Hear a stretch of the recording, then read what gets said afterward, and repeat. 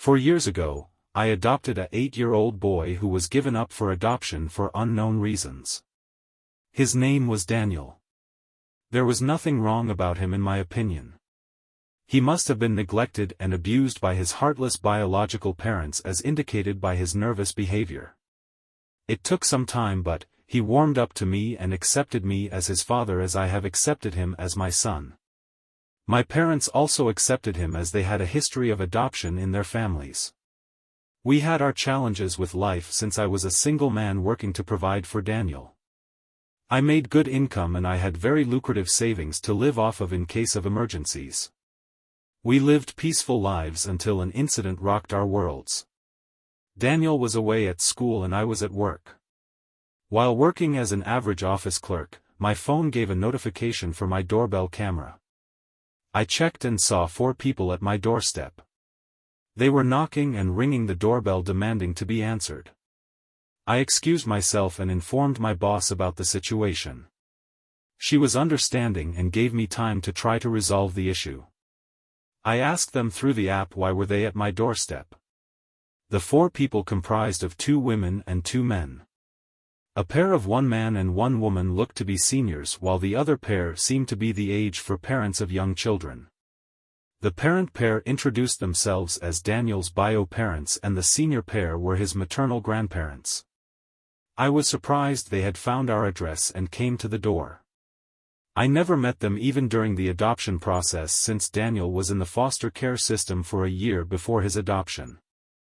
Daniel's bio parents told me they wanted Daniel back after their other son had passed away from a car crash last month. I never knew Daniel had a brother, let alone a sibling. I felt bad for Daniel's bio brother's demise though.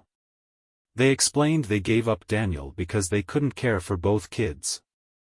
Daniel's brother was older and needed more care than Daniel. They tried but they couldn't care for Daniel and his brother at the same time. This ticked me off since I learned from the social worker that Daniel may have faced neglect and some level of abuse during his younger years under his bio parents' care. They signed their rights away, which meant they can't get Daniel back no matter their remorse. I told them it was not possible since they signed away their rights. I am legally Daniel's father and it's been a few years already. Plus, I won't give him up to people who abandoned him once after making his life miserable. The loiterers looked upset at my reply and threatened to call CPS on me and take me to court. They left afterwards without any more to say.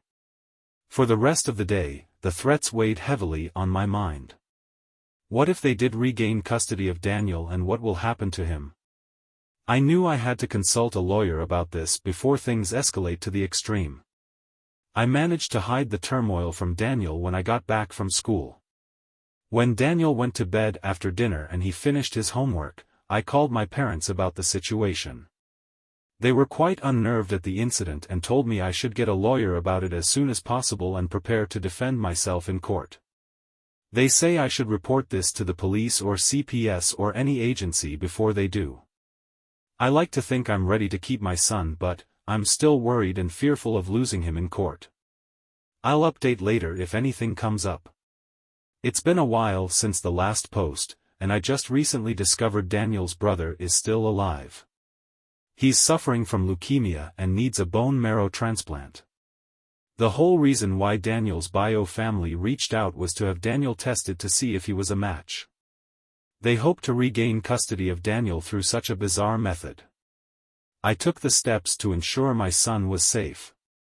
The school was notified of the situation. I filed a police report about the incident, CPS was informed about it as well, and my lawyer sent Daniel's bio family a cease and desist letter. The authorities are currently trying to find out how Daniel's bio family found my address. I found out about the truth 2 days ago from someone who claimed to be Daniel's paternal grandmother. She came to my door with a fearful and concerned expression on her face. I was initially suspicious of her until she told me Daniel's older brother was never dead. There was no car crash. After I let her in, she told me the full truth of everything. Daniel's older brother, Vincent, had been the golden child of Daniel's bio family. They coddled him and gave him everything he wanted. Daniel was given none of that and was constantly beaten and abused for everything Vincent did wrong. Eventually, Daniel's bio parents gave him up for adoption. Daniel's maternal grandparents supported the action while she and her husband, Daniel's paternal grandfather, were shocked, appalled, and furious. They only found out about Daniel when Daniel's maternal grandparents told them about the adoption. Daniel's paternal grandparents had a falling out with Daniel's bio father a year before Vincent was born. If they knew about what Daniel had to face, they would have tried to get custody of Daniel. They completely cut ties with Daniel's bio parents since then. Recently, Daniel's bio parents reached out to them asking for some help. Vincent was in need of bone marrow for treatment, and they hoped Daniel was a match to be able to donate. They wanted Daniel's paternal grandmother to come to my house to pressure me into agreeing on Daniel's behalf. I'm frankly disappointed with Daniel's bio parents and their reasons for wanting Daniel back. I had a little bit of consideration they may be actually remorseful and wanting to make amends. Guess I'll have to throw it away now that I know the truth.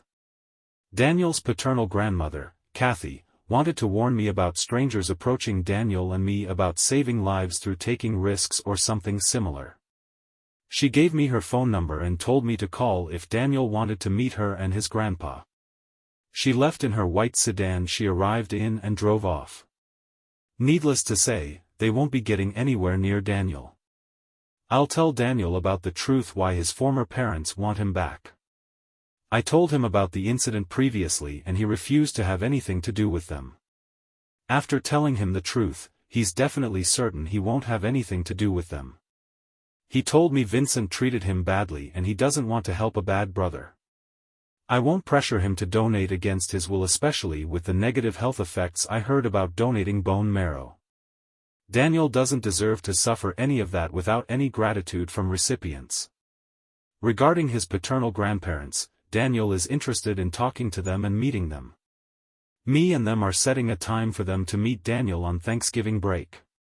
My parents also expressed interest in meeting them as well and vice versa for the paternal bio grandparents. It'll be at my parents' house. I'm going to expect unwanted solicitors acting on behalf of Daniel's bio parents in the future. So, I'm going to send Daniel to my parents' house, which is closer to his school. In fact, they live right across from the school entrance. My parents have been informed of the truth, and they swore to protect Daniel. Hopefully, we can deal with the challenges to come in the future. It's better to be safe than sorry in the long run. I'll update if major events happen in the future. Daniel met his paternal grandparents for the first time ever. It was very touching as the estranged become reunited after years of being denied. Kathy and Kyle, her husband, thanked me and my parents for providing Daniel with the love and care his biological family failed to provide. Kathy told me I was the best thing God have given to Daniel. She told me I am a man of integrity, kindness, compassion, and generosity. I felt humbled at the praise since doing such is what makes a parent a parent. The reunion was held at my parents' house. It was hard to miss since it was the biggest house in the neighborhood.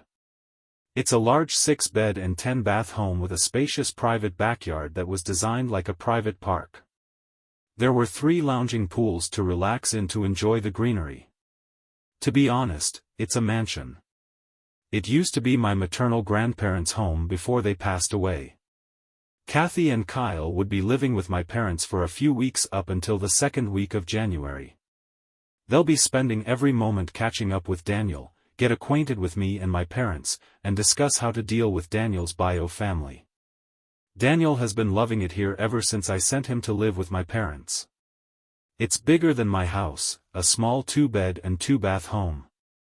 Daniel had the master bedroom with the master bathroom when he was living with me. I moved from the master bedroom so Daniel could have it to make him feel welcome when I adopted him.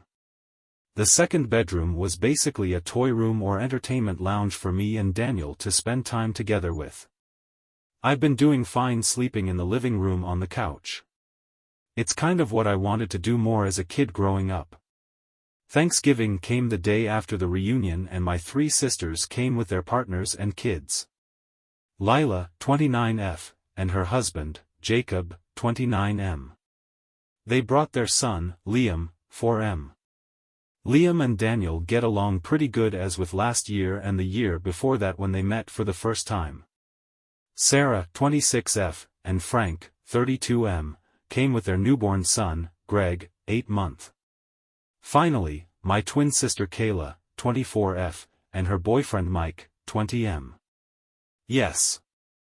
I am in fact a 24-year-old man who adopted Daniel since 20. Thanksgiving was very special this year since it now included Daniel's paternal side of his bio family. My sisters were also told about the incident the day after it happened. They were quite disgusted and upset about it. Similar reactions were given by their husbands and boyfriend. The consensus was that I am Daniel's true father even if I'm not related to him. Blood was not everything in their eyes after hearing about Daniel's life story. I caught up with what my sisters were up to in their lives. I didn't use social media, which explains why I needed some catching up. My parents did, but they mostly used it to post memes and basic posts about mundane things in life. Lila and Jacob moved to a different city 3 hours away from the city me and my parents live. Lila worked in tech and Jacob was a stay-at-home husband. Lila's been working hard to get a promotion to a position that had better pay and benefits. I hope Lila gets it because she is qualified for it. Plus, the company she works for would be dumb not to have her in upper-level management. Sarah and Frank kind of fell on hard times with Frank losing his job at the power plant 3 months ago. He tried to find a job but, his lack of college education and the high competition made it nigh impossible. I'm certain they're going to be moving in with my parents in the future if things don't get better. I'm very concerned about their baby who might have to live his first few years in poverty. Me and my sisters grew up in a fair but tight financial situation growing up. There were times my parents had to save every penny just to afford gas and it sucked not going anywhere farther away until next week. I plan on giving them some financial support I can afford to give to lighten their burden a bit. Hopefully, things will get better for them. Kayla is currently working hard to get her degree in business and is expected to graduate 2 years from now. Mike wasn't in college nor had any plans to. But, like me, he currently works a low-level job that pays okay and he does pay the bills and rent in their shared apartment. Thanksgiving dinner was lavish and extravagant as always ever since my parents moved into the mansion after my maternal grandparents' passing. No expense was spared for the food and drink. There was enough for everyone in the family and plenty to take home after dinner. Afterwards, it was family time or leisure time. My sisters were in the living room with my parents to catch up on some things. Greg was with my sister since he's too young to be unattended. Kathy and Kyle retired to their bedroom for the night. My BALs and Mike were in a private theater watching a movie. I'm with Daniel and Liam in Daniel's bedroom playing some video games. It was that bonding time I made my choice. That choice was to get myself tested along with Daniel to see if we are matches for Vincent.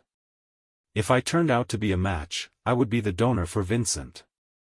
I did a little bit of digging on bone marrow donation during the days until Thanksgiving. The symptoms do seem a bit unnerving but not life-threatening. Safe recovery is expected, which is good. I'm volunteering for the sake of Daniel. He doesn't have to go through that if I'm around. I do, however, have doubts Daniel's bio family would even keep in touch with him or show any gratitude after the transplant. I can picture Daniel crying while asking me why his bio family won't love him after his donation. I'll still be there for Daniel when he needs me to be his father. After Thanksgiving ended, my sisters and their partners left for home to get back to their lives. I told my parents, Kathy, and Kyle about my decision to get me and Daniel tested for bone marrow donation for Vincent. They supported my decision and called it noble to do so. Kathy and Kyle would inform Daniel's bio parents about my offer and try to work from there. I don't know how the procedure and logistics work in full detail. But, I'm confident I can handle whatever comes for me.